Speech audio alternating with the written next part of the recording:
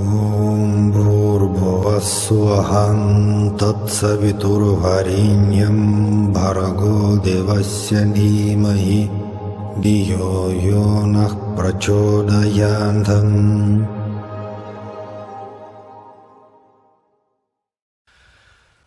Namaste everyone. So today we're going to speak about greatest book written on yoga is Autobiography of a Yogi by Paramahamsa Yogananda. And especially we're going to speak about few chapters. This time actually chapter number 33. It's the title goes like Babaji, the yogi cries of modern India.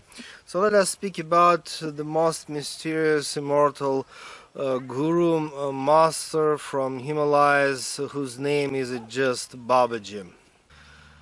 Okay, Yogananda has published his book, his autobiography of a yogi. It was back 1946.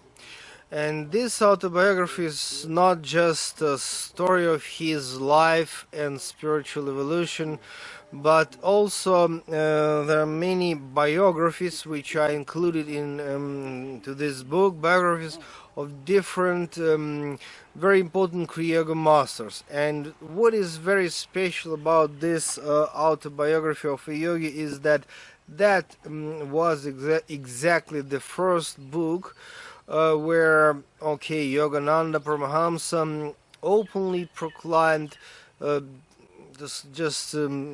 message about existence, just even existence of this Mahatar Babaji. And now many different esoteric traditions they speak about Mahatar Babaji, they meditate on Mahatar Babaji, they speak about his tradition, and it's difficult for us to imagine that actually before 1946 only a small group of highly advanced yogis knew about just existence of this Mahatar Babaji, and not to speak about details.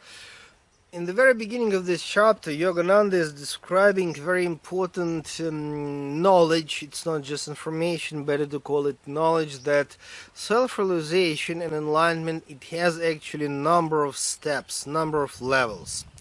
In a modern esoteric tradition, some gurus prefer to speak about just enlightenment, which is one and only. But really a traditional, very ancient approach is that we have many steps. And in this chapter, Yogananda is describing the level of Siddha, the perfect being, a perfect one, then Jivan Mukta, freed while living, and then Paramukta, Aparamukta, so many kinds and types of Sanskrit terminology. It's basically about different steps of enlightenment. And in this video we are not going to speak about all that levels of enlightenment. We are going to speak about actually the top level, which is in Sanskrit we call Shiva Svarupa Samadhi, and this is the highest God realization, which includes amazing experience which is really outside of our human mind to grasp, and that is even physical immortality. And Yogananda actually describing all that levels of enlightenment just to point that the Mahatar Babaji really is on the level which is way ahead, outside, beyond all that steps of enlightenment which normally classical scriptures like Upanishads and Yoga Shastras describing. Well, how can we believe and how can we accept this information about physical immortality? Well, our day-to-day experience is pretty much against this even possibility. Our relatives, our neighbors and friends okay, they are dying. We actually know that one day each of us will die as well. Of course, our souls, our consciousness is immortal, but physical body born, and it means it will die one day. But at the same time, we have a strong stream of information since ancient time about immortal yogis, and that information we have in a Hindu tantric tradition, in a Raja Yoga tradition, Kriya Yoga tradition, and a Buddhist Vajrayana tradition as well. And we have not only just information about such a great yogis, but we have also names and some details about that immortal masters. So we easily may mention few dozens of that immortals by name, and with a certain level of knowledge about details of their life.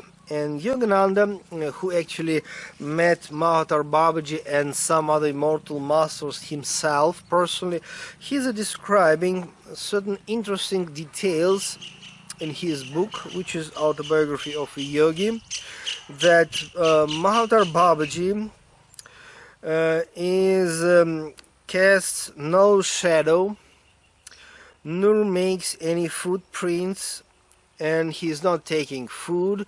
That's more or less not a great deal, but he is not breathing at all. Well, naturally, when we speak about physically immortal body, so we have to suppose that this physical body functions in a totally different way. That's the reason why, let me repeat again, no shadow, no footprints, and no breathing process. Okay, I'm practicing meditation of Kriya Yoga for years, and I teach people meditation of Kriya Yoga. And my personal guru, Yogi Rama, who was by himself a direct disciple of Mahatma Babaji, he told us, his disciples, many times very important idea that physical immortality is not a goal. Of course not.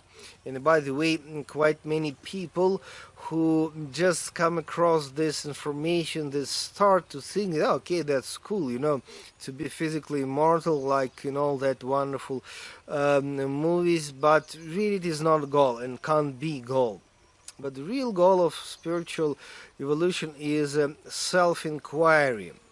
Self-inquiry, which is in Sanskrit we call Atma-vichara, this is the real genuine goal of meditation and spirituality. But it's interesting that, as we mentioned already, classical approach to the self-realization is like a multi-level, many steps process, and it means on some top, highly advanced level of God realization, something interesting happened when grace transforming not only your consciousness but physical body as well. So it means, in a sense, physical immortality is a byproduct, sound quite funny, but anyway, byproduct of highest self-realization.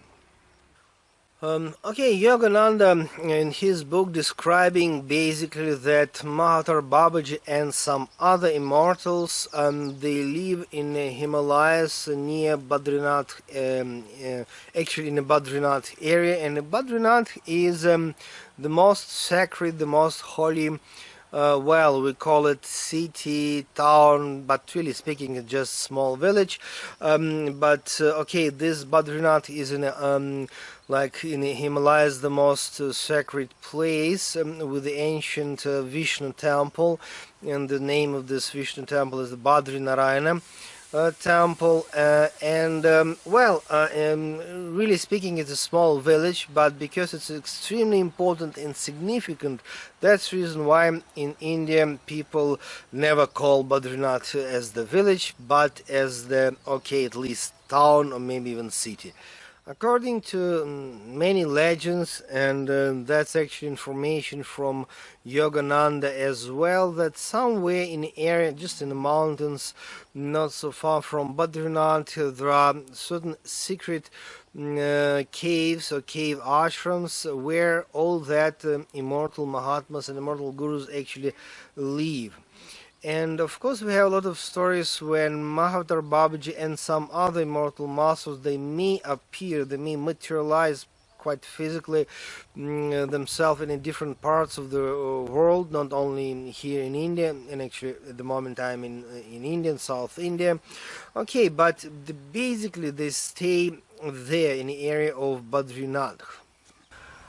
Okay, Yogananda is giving certain amount of details, and according to my information from my personal guru Yogi Rama, Yogananda was extremely close disciple of Mahavatar Babaji, and he knew, Yogananda, much more than he spoke. Okay, that was his mission. Anyway, let me first mention about that Yogananda is actually giving us some glimpses on Agastya Muni, immortal South Indian guru. He worked many miracles, writing Yogananda about Agastya during the centuries preceding and following the Christian era. And he, Agastya Muni, keep his physical form even to this day. So it means we are actually speaking about masters who are living for centuries and even thousands of years and working with the different groups and even traditions. And about Mahavatar Babaji, Yogananda is giving us very interesting information that he means Mahavatar Babaji has stated that he gave yoga initiation to Adi Shankaracharya, ancient founder of the Swami order, and to Kabir, famous medieval saint. So it means, we have a lot of information about great disciples of Mahavatar Babaji as well, and according to the some other sources, Mahavatar Babaji was also direct guru, the main guru of Jesus the Christ and Buddha Shakyamuni. So it's amazing if he is guru of such a most important masters of the human culture, human spiritual heritage, than who he is actually. No limiting facts about Babaji's family or birthplace has ever been discovered. Well, some authors and gurus even proclaim that they know for sure that Mahavatar Babaji himself was disciple of Agastya Muni and received initiation into meditation, which is Kriya Kundalini Pranayama, and so on. Is this correlate with the information from Autobiography of a Yogi and also oral tradition of Kriya Yoga? Well, actually what we know from direct disciples of Mahavatar Babaji is that he actually appeared from the light on the Mount Kailash, which is now situated in Tibet, but it's actually is like immediately behind Himalayas, and nobody knows how many thousands or maybe even millions years back Mahavatar Babaji appeared from the light on the Mount Kailash. That we know about him from his direct disciples. And the story that he was born in the beginning of 3rd century in the South India, actually it's a confusing information, and confusion happened because of a couple of American authors which started to distribute this information. We know in Kriya Yoga tradition that really speaking 2 or 3 in the beginning of 3rd century Other great guru was born, and his name is Babaji Nagaraj. And because both of them are Babaji and both of them are immortal, so the confusion started. But Mahatma Babaji is original, highest, first immortal, first guru on this planet, and he is the source of many traditions of yoga and meditation, and even religious traditions as well. Can you imagine if Jesus the Christ and Buddha were his disciples? But another immortal guru, whose name was and is actually Babaji Nagaraj, was really born in a South Indian area in a Tamil Nadu state, and that's happened 203, so beginning of 3rd century. And that second Babaji, whose name is actually Babaji Nagaraj, really he was initiated into Kriya Kundalini Pranayama meditation by Agastya Muni, so that story real. And of course some of you may ask a number of questions, including like, okay, now we have 2 Babajis, maybe more, and how can we avoid all that confusion? And also a very important question is it really important to to analyze all that pieces of information, maybe just to practice meditation and not worry about all these facts?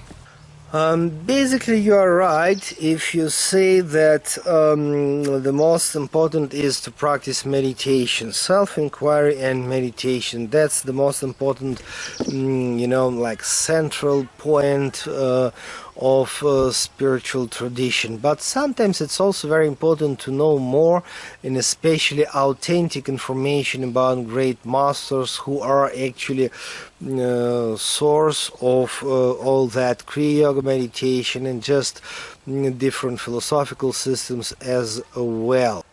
Okay, in this video I mentioned about 2 Babajis, Mahatma Babaji, who is staying on this planet Earth for thousands and possibly for millions of years, and second Babaji, whose name is Babaji Nagaraj, who was born in the beginning of 3rd century. Really speaking, we have a much greater number of Babajis, for example Gorakhnath Babaji, and actually the Babaji itself is not the name. Babaji means Holy Father, and it means basically in Himalayas any yoga and meditation and mantra practitioner can be called Babaji. So that's also the source of confusion for many people. Well, let us be clear that in this great book, Autobiography of a Yogi, Yogananda Paramahamsa is speaking about that the Mahavatar Babaji, who is the greatest source of different traditions, including Kriya Yoga meditation school.